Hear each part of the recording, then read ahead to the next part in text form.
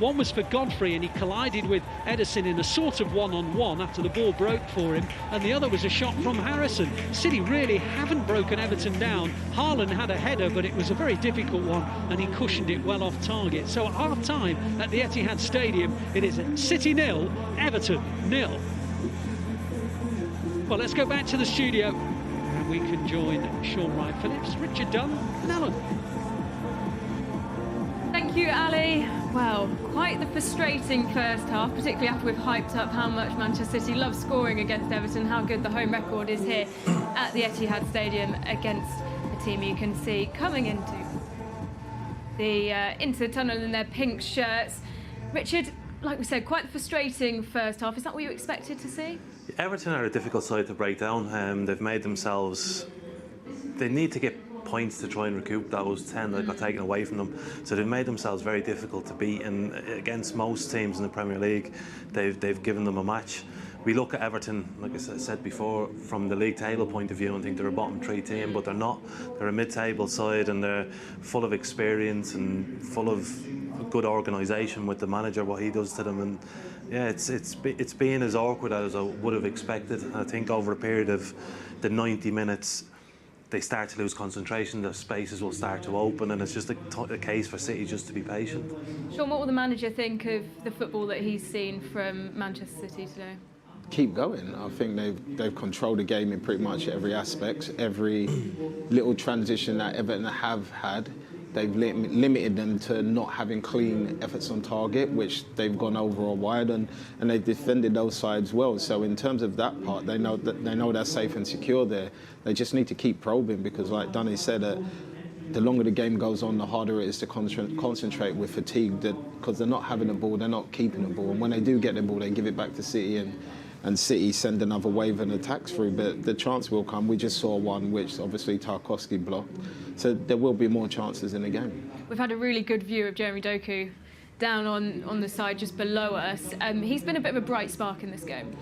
Yeah, well, that's kind of what you need, and I think in many ways that's City's ace at the minute in respects of taking players out of the game, because normally when a team drops that deep, to create more space, somebody has to be creative and courageous and go past people, so then it pulls people across and everybody out of position, and then space does open up. So hopefully he can continue to do that. We've also got a strong bench to call upon, as everybody knows, that can also change the game and make things happen. So at the minute, I don't think Pep will be too sad. He might say, move the ball a bit quicker, like Neil Lennon said, but other than that, I don't see that they're doing much wrong. Not panicking yet? No, no reason to panic. It's been a really interesting game. Everton have the one shot on target. They haven't been completely out of it, but then when they are going forward, it gives obviously the opportunity to Manchester City to come back when it's been more expansive play. Is that where you think that the goal might come from in the second half? Yeah, quite possibly. I think Everton, when they do break forward, they're very brave in the fact that they all try and squeeze up and support it, and they've almost pressed City early on in the build-up play to not allow them into the half. But they just... Everton are all right going forward to a certain point. They don't seem to get many bodies in the box when it goes out wide. We've seen a few balls come across the box and only Calvert-Lewin getting into it. So they'll still have that sort of defensive base that City will have to break down. Like Shaun says, sometimes if it's a little bit quicker, sometimes we run forward to come back to start again, and that allows Everton then to get all their players back behind the ball. So it might be a case of just put your head down, run as fast as you can, try and get in on the goal, and like that, then you can start creating opportunities, because at the moment I do think it is a little bit slow in the build-up. Phil Foden has been, trying to send the shots in. They're just being blocked. Is that just down to sheer number of bodies in the box rather than anything else technically from the Man City players' point of view?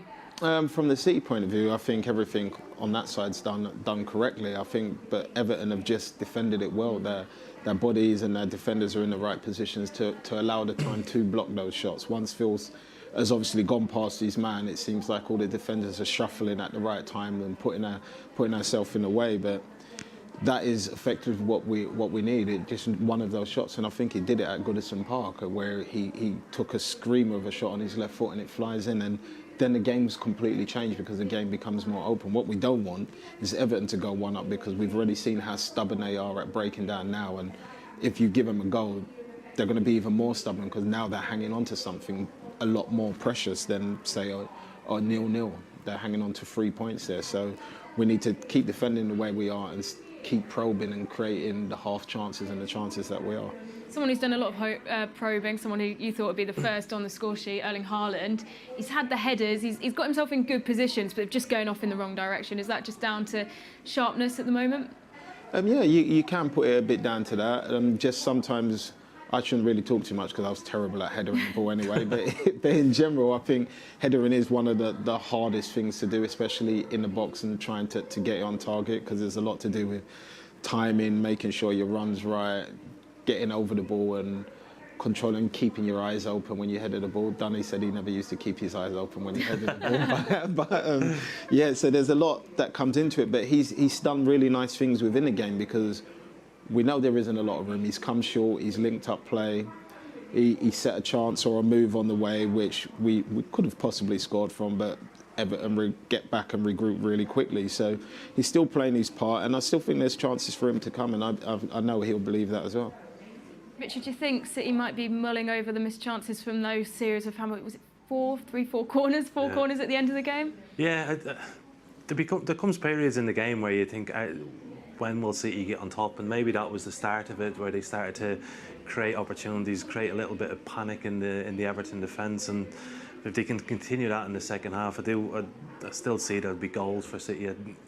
Shaun said about the bench that they've got. If you're bringing on Bruyne, Silva, Grealish, players who would love to try and get at this defence and open them up. And I think you have to say fair play to Everton. I think the two centre-halves, Branthwaite and Tarkowski, they don't get moved around a lot.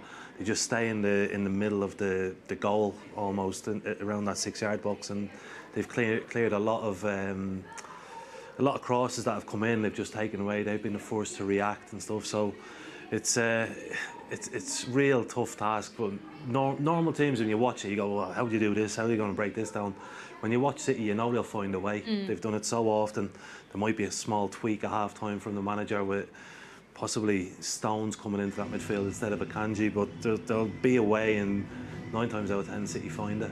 You mentioned the centre-halves there. As former centre-back, I know it might be one that Shaun can answer better as someone who attacked the centre-backs, but how can you unpick that? When you've got two centre-backs who are standing strong, they're doing absolutely everything right, what can City do to break that down? It needs to be quicker, because as soon as they get set, whether it be on the 18-yard box or the 12-yard box, they're not moving. Whereas if you can try and get runs in behind them, try and drag them out into wider positions, which I don't think they will. I don't think they'll go out wide, these two centre-halves, but you almost need to build up a little bit in your own half to drag them up the field and then try and get in behind them quickly. But you can't turn back then. You can't give them a second chance. You've just got to get at them. And once one goal goes in, the mindset changes for a defender. You have to come up the field a few yards, and then that's when more chances become available. Would you agree with that from an attacking point of view? Yeah, most definitely. I think if that defender does go, like Dunne's saying, then for a winger, you've got to enter that vacated space. You have to run in there, or at least demand the ball in and around that area, and then the chances should open up. We mentioned that the opportunities for the goal in the closing stages of the first half, that will change the game inevitably, like you say, with then dragging the defenders further up the field, and it will be more expansive. You both said, well, you said, Richard, 2-0, said 3-0. Once one goes in, there's most of the time with City, the expectation that another will follow quite quickly. Yeah, it's just the nature of the game. The opposition then want to try and get a point. They have to open up a little bit. They have to come out and try and get stuff. But this looks as entertaining. Of course, I was going to say, you get quite distracted there. And to be fair, me too. So we've got a number of dancers out on the pitch here at the Etihad. We're celebrating the Lunar New Year at the match today. The women celebrated it a couple of weeks ago, and we're in the new kit. Very nice. Very nice. Yeah, I think this is one of my favourite. It's definitely my top 3. I noticed you didn't get me and Dunne one. Sorry. Yeah. I had to fight to get this one for me. I'll try. I don't know. Would you fit in a small women's size, Shaun? Do you think? I need the extra large in men's nowadays. But no, very, very nice kit. The women wore it for the Derby Day in the Conti Cup a couple of weeks ago. So I'm not surprised at all that these are selling out incredibly quickly. But nice to see, obviously, the dancers out on the pitch and all the celebrations happening in line with the Lunar New Year. It's a very tricky first half to analyse, just with the way that Everton have just stood so resolute at the back. It is just like a big old game of chess, isn't it, really? It is, and you have to... I mean, we want to come here and talk about City and say how well they're doing and everything all the time, but you have to give praise to Everton. They've worked really hard. They're very organised. They don't get dragged out of position too often, and they've made it really difficult. So City will come up against challenges. I think Neil spoke about it's not easy to win the Premier League, and there is different tasks from week to week, and today is just another challenge for them. But a team that's won the treble, that's won the World Club Cup, they have to overcome those challenges, and they've always managed to achieve it.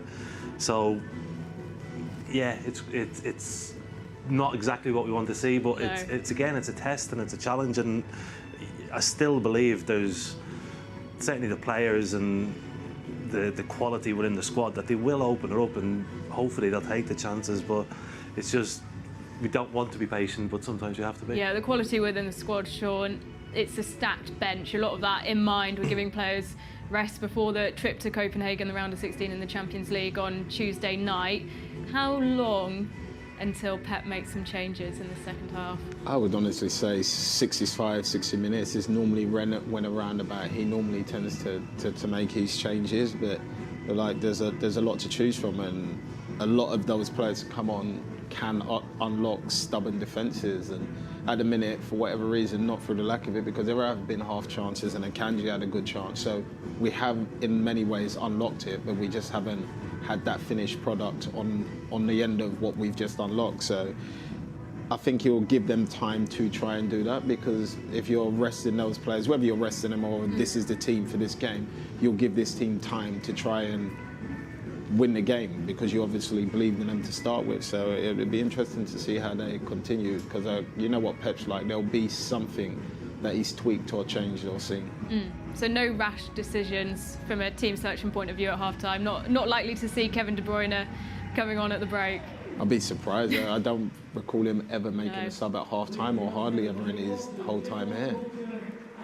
I think we can take a look at some questions that we've had in on WhatsApp. Richard, how would you play against Haaland and Alvarez? Two very different styles of defending you'd have to choose to come up against them. I think with Haaland, I quite enjoyed the physical battle against strikers, so I would try and get in tight to him. We're seeing when Everton played here last year, Ben Godfrey got stuck into him early on, and he lost full concentration of the game. He couldn't perform to his level, so maybe that was a ploy from them to try and wind them up last season. I think against Alvarez, you almost... I remember playing against Aguero, who you put a sort of similar bracket, and it's so difficult because you drop off and they're good enough to come short and get the ball and run at you and shoot from distance and everything, so it's hard. And when people always ask you, how would you defend against this, and you can't do it on your own. You need midfielders closing down the pass into them. You need the confidence to be able to get tight, knowing that your centre-half partner is going to cover you and all that sort of stuff. So it's very difficult to say on a 1v1 how would you go against this guy, but yeah, they're two real top strikers, so regardless of how you've done it, it's going to be a difficult day. And just talking about Alvarez, you know, he had that opportunity to play the pass through. What went wrong there? Because Haaland was steaming in centrally on goal, and was it just timing from him that meant that didn't link up? Sometimes it can just be excitement that, oh, we got a chance there sort of thing, so he just kind of rushed to get it in, and instead of taking his time, he also had an option. He could have carried the ball further forward and drove in and created a more 2v1 situation, but he saw the pass, he tried to play as early as possible, and it just didn't work out. I can imagine he'll be just told just to calm down a little bit and breathe if that happens again. Another question, how would you both have to adapt to a back four of typical centre-backs? Richard, very quickly, part of it is a defensive point of view, and then Shaun is an attacking point of view. it'd be great from a defensive point of view, because centre halves generally love defending. So you've got 4 guys there all supporting one another. It'd be a dream for a centre back to have 3 more of them alongside him. For an attacker, it's quite weird, because normally you say drag a centre back out into areas he don't like, whereas all City's 4 centre backs, it seems like they don't have any areas which they don't like going to. So it'd be a hard task. And the players starting to emerge back out of the tunnel for the second half. We can hand you back to the commentary team of Neil Lennon and Ali Mann. Thank you, Alan. Welcome back to the Etihad Stadium at the start of the second half. First half statistics were intriguing. 74% possession, 5 corners to 0, but intriguingly, no shots on target from City in the first half. Not been able to say that very often. And I'll give you another statistic that is also fascinating, and that is that Everton have had 8 clean sheets this season, and City have only managed 5 clean sheets this season. So defensively, Everton